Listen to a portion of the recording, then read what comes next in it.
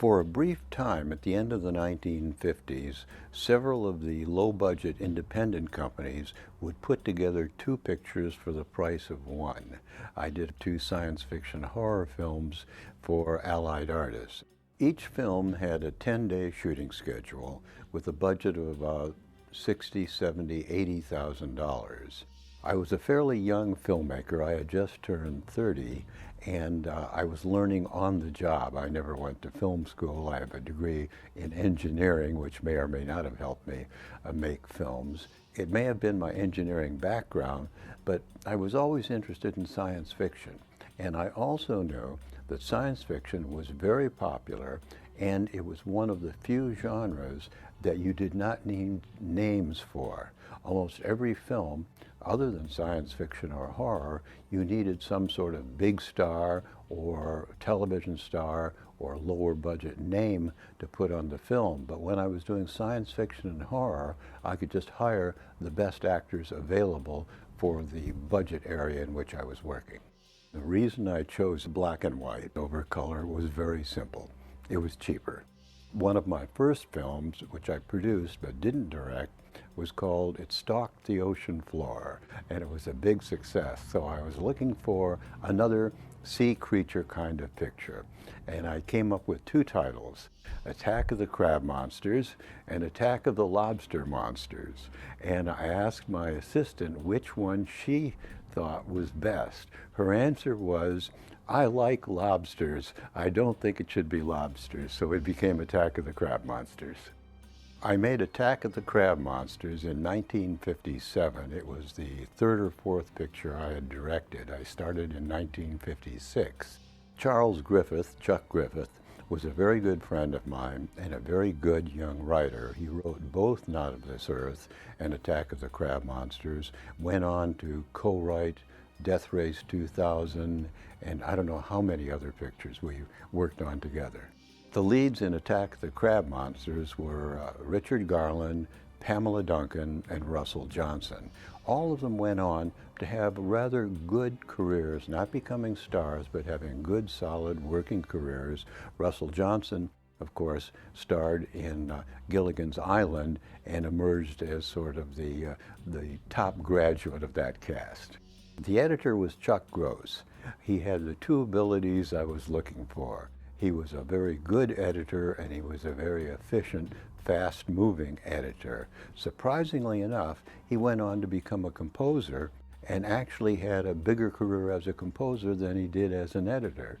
The score for Attack of the Crab Monsters was done by Ronnie Stein, who had done several scores for me before and went on to do, I don't know, at least 10 or 12 pictures afterwards. He was a young man out of, I think, some music school in New York, and once more had a solid, good career in Hollywood. The cinematographer on Attack of the Crab Monsters was Floyd Crosby, with whom I was fortunate enough to make at least 15 films. Floyd was a brilliant cinematographer. He had won an Academy Award, I think maybe the first one given, for cinematography on Taboo, a picture he shot in the South Pacific. He also did High Noon, one of the greatest westerns of all time, and unfortunately for him, but fortunately for me, he had some problems with the Un-American Activities Committee. He was never blacklisted, he was never a communist or anything like that, but he knew a lot of people, and some studios wouldn't hire him.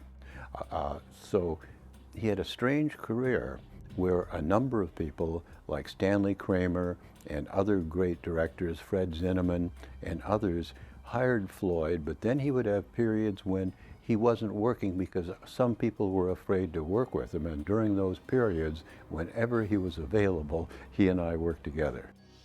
The concept for Not of This Earth as Attack of the Crab Monsters, and with almost every film I've made, came from me. Generally, the pictures were my original idea, but I did not write the screenplay.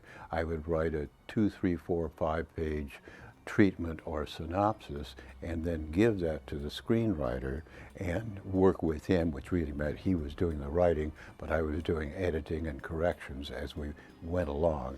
Chuck Griffith did one of his best jobs, I think, on Not of This Earth. It was the most successful of the pictures we did at that time. Chuck co-wrote the film with Mark Hanna. They collaborated on 3 or 4 films together. They were both very good, and then they went their separate ways. Amiably, it's just that he felt they should have their own career, and they did have good careers. The leading man in Not of This Earth was Paul Birch, who was also the original Marlboro Man. I shot the picture in 10 days, and unfortunately Paul became ill after the 9th day and was unable to work the final day. And the final day, because of the quirks of the schedule, we were actually shooting the beginning of the film. So the only thing I could think of was to get somebody who had roughly the same size and build as Paul and shoot him in such a way that we never saw him clearly. He was always in shadow. It was dark movements across the screen, and I remember several film critics commented about how good the opening of the picture was because I set everything up with interesting psychological dark shadows. The leading lady in Not of This Earth was my favorite leading lady, Beverly Garland, with whom I did a number of pictures. I always felt that Beverly was a brilliant actress. She was actually the first woman to play a lead, not just the second lead, but to be the lead in a TV series. I think it was called Decoy, and she played a police lieutenant in New York. It was a very successful series, and she went on to be in a number of other series. She had as close to a full stardom kind of career as you can have. She would be considered what we call a name, almost a star. I thought she should have been a star. Morgan Jones played the young leading man who, as I recall, was a motorcycle policeman. Morgan worked with me in several pictures. He was very good. He went on to be in Forbidden Planet and a number of other rather large films. I remember War of the Satellites very well. It was 1958, and I had seen on television one day that the Russians had put the first man in space. I was in Steve Broidy's office at 9 o'clock. He was the president of Allied Artists at that time. And I said, Steve, if you can give me $70,000, I have a title, War of the Satellites. I can have it ready to be in theaters in 7 weeks from today. And he said, what's the storyline? And I said, I have no idea what the storyline is. Just know it'll be War of the Satellites and it'll be ready in 7 weeks. He said, fine, you've got the money. Chuck Griffith wrote the script. I borrowed somebody's phone at Allied Artists after my meeting with Steve Broidy and called Chuck and said, come over to my house right away. We've got to start today on a script, and I need this script in a week and a half. He said, fine, I'll be there. Driving back to my house, I came up with a vague idea. Chuck was there to meet me. We fleshed out the storyline, and then what we did, at the same time, we wrote down a list of the sets. Chuck wrote the script in a week and a half, and we started building the sets before we had the script, because the script, of course, followed the line of the sets we had built. So it took me a week and a half of pre-production and Chuck to write the script. I shot the picture in 7 or 8 days, and I cut it in a few weeks. I had 2 editors. One editor started the second day of shooting, cutting the first day of shooting. The other editor started the third day of shooting, cutting the second day of shooting, and they kept on alternating to make the film. After my meeting with Chuck Griffith, I immediately called Jack Rebane and Irvin Block, who was called Blocky, and said, we've got this general idea. I need somebody for special effects. Do you want to come in?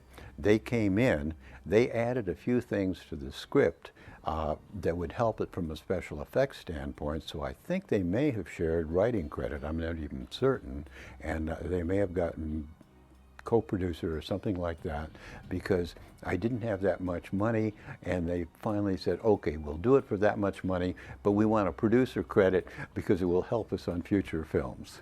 The DP on the picture was Floyd Crosby, who'd worked with me on many pictures before, and again, he was probably the best cinematographer I ever worked with.